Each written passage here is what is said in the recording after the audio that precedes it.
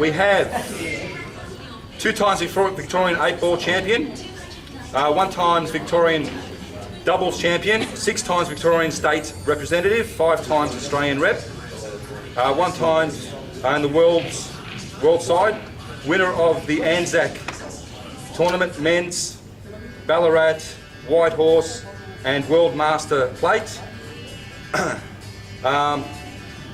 Marc Robertson.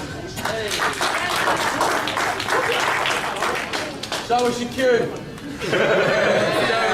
Sponsored by Kings. And his $20 cue.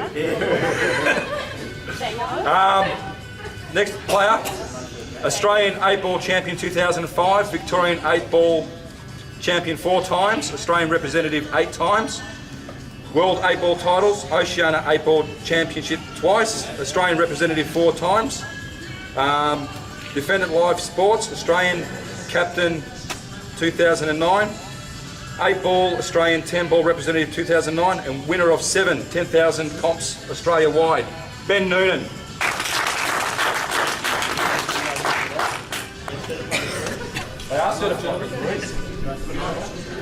Alright, we're here at the King's Entertainment Complex in Dingley Village in Melbourne, and proudly sponsored by Kings and the footage by Cue Ball TV, the wonderful job that they do. They've just done the lag, and it looks like Marc Robertson has won the lag. We'll take the break at race 11. I've got Kimpton Crest with me. My name is May Alamari. You call me the Muzz. Good evening, viewers.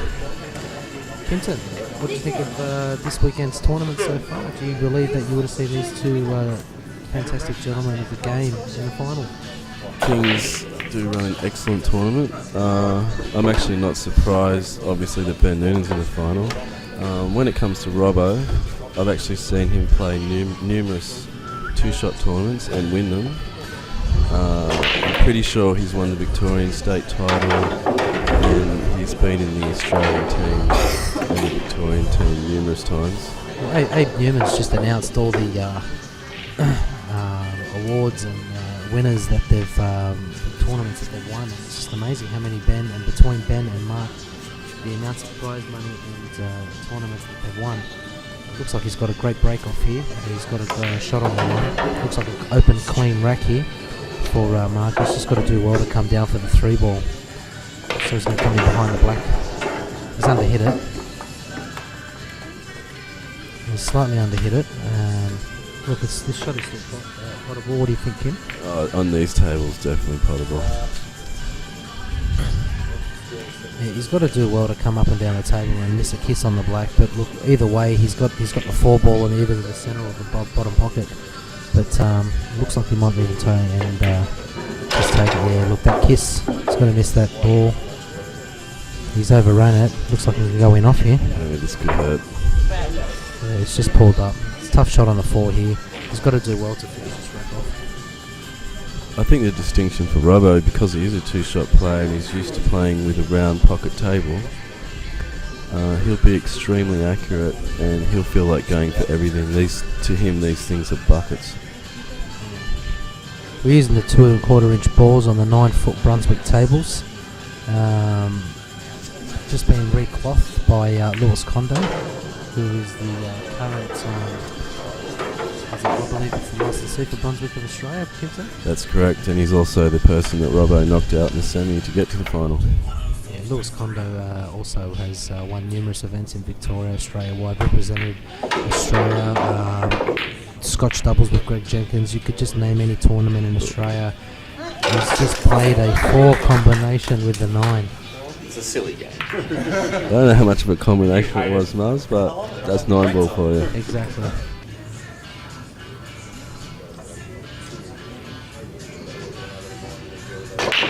Ben has not left his seat so far. He is breaking really well, Robbo. He's got a shot on the 1-ball, Kimpton. Do you think he'll take the aggressive option and try and come off to the side rail and bottom rail to come back up to a 2? Or do you think he'll just play the 1, pop the 1 and play safe off the 2? It's a dangerous shot on the 1. Like, he's got to actually hit it really, he's got to hit that really well to roll that in. But he is definitely capable. I think he's looking at the cut.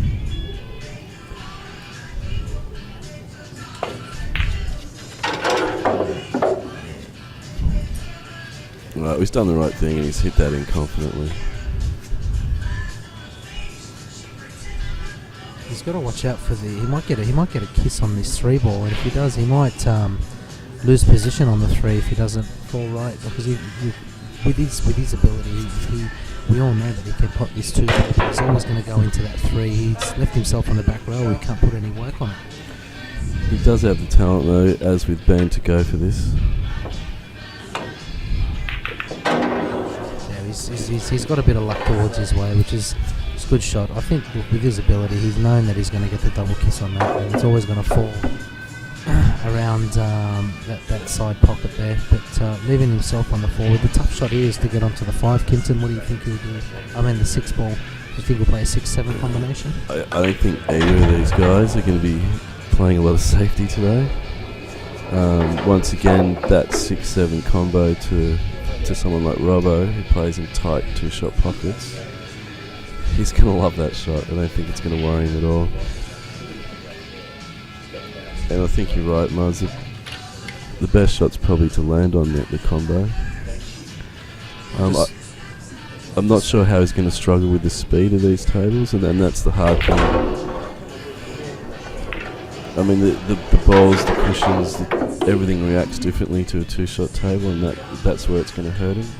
See, that's a prime example of that shot he's just played on the 2-shot table. He's always known that he can stun across the table. Yeah. But you can tell the difference between a 2-shot player and a 9-ball, 8-ball player. On the 2.25-inch balls on the 9-foot Brunswick tables. To play that stun shot, I think he would have been better off coming off 2 rails and leaving himself longer on the 4. Yeah. Which is obviously the better option because of the speed of the side that you put on the ball. You can always throw it out towards the right of the 4 ball. It just shows the class of his tactical game here, coming from 2-shot. That's a very good safety shot under the circumstances, rather than trying to go around the table and get a snooker. It's the first time Ben's come to the table and he's got nothing. From a psychological point of view, it's going to help him as well. Once again, though, Benny's been in this situation numerous times and probably stick it behind a 7.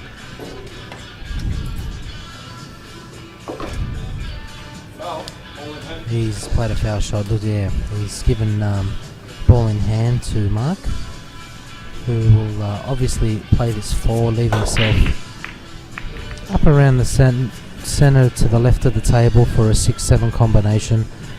Leave himself falling on the 6 for a 6-9 finish. So it looks like this rack is in Mark's favour, and that's the ability of these young players coming through. Kimpton, they've grown up around this scene ever since they were young, and when they get to this age of 26, 27, they're leaving themselves great opportunities for bigger and better tournaments that are upcoming in Australia. And he's played obviously a different shot. He's left himself in behind the 6. He's played into the centre for a 7 and then a 9. So Kimpton looks like this rack is in favour of Mark right now. Yeah. But I don't think Ben will be too worried. These guys have played a lot of pool, snooker, 2-shot against each other. I mean, earlier today, Ben was down 6-1 and came back to win 9-7.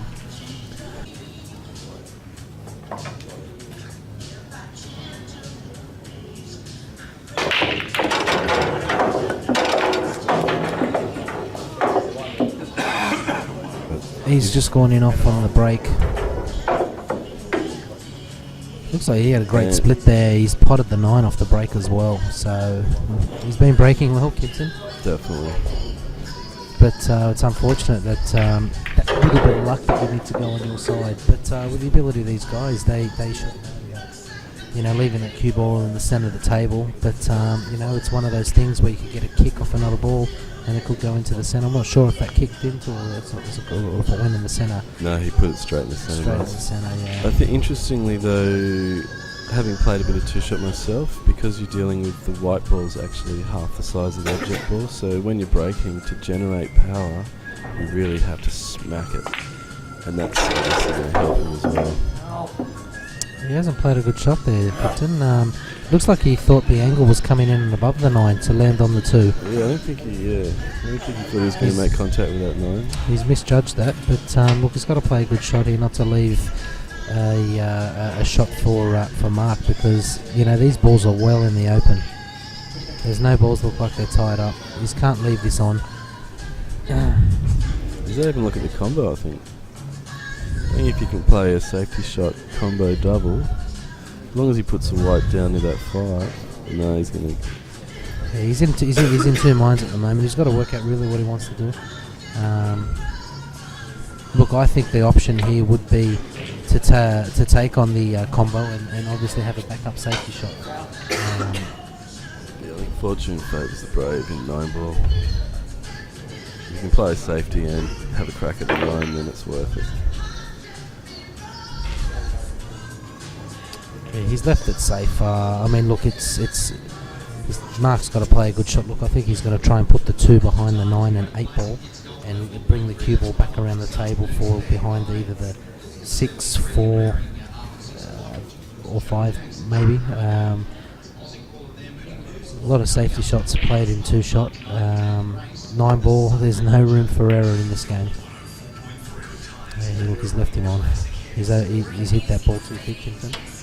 I believe you're right there, Muzz. Benny's going to go out here, that's my call. He's not going to want to get back in his chair. With confidence.